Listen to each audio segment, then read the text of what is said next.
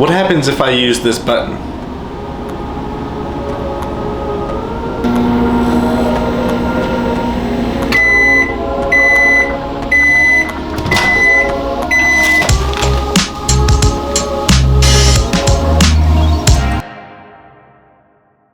I've always been an adamant follower of the rules, so when I pop a bag of microwave popcorn and it says do not use the popcorn button, I take that very seriously.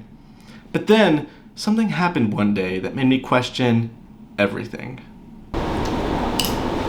Hey Mom, what time did you cook that popcorn on? I think I'm gonna make myself a bag. Oh, I just use the popcorn button. It always gives me a nice pop.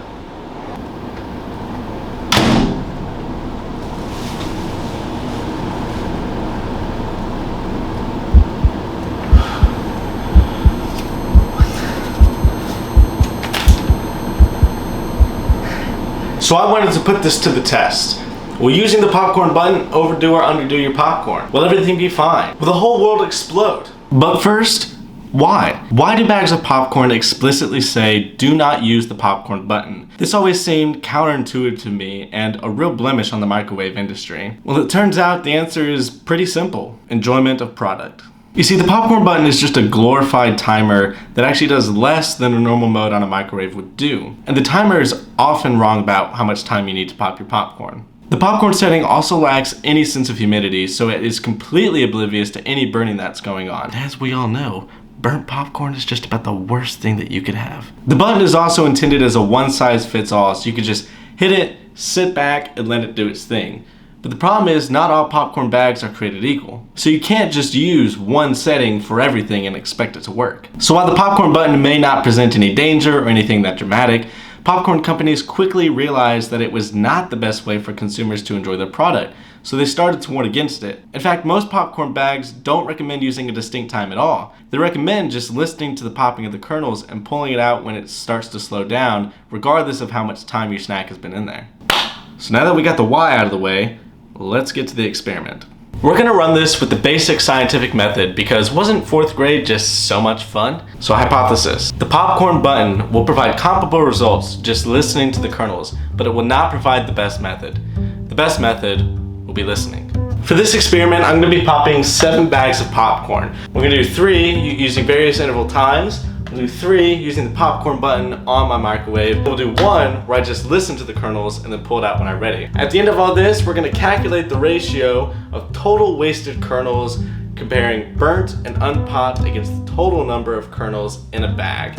And that will give us our final ratio. Now, while we do all this tedious work, let's hear a word from our sponsor.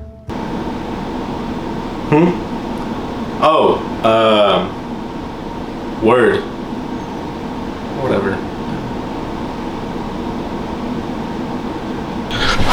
All right, that was a long and honestly kind of gross process. I had to wash butter off my hands far too many times. The 2.5 minute pop and the first setting on the popcorn button were the worst options. And then tied for second place in terms of least total waste per bag is your 3rd popcorn setting and just listening to the kernels. And then the grand winner, popping it at 2 minutes flat, which is the middle of the range of times.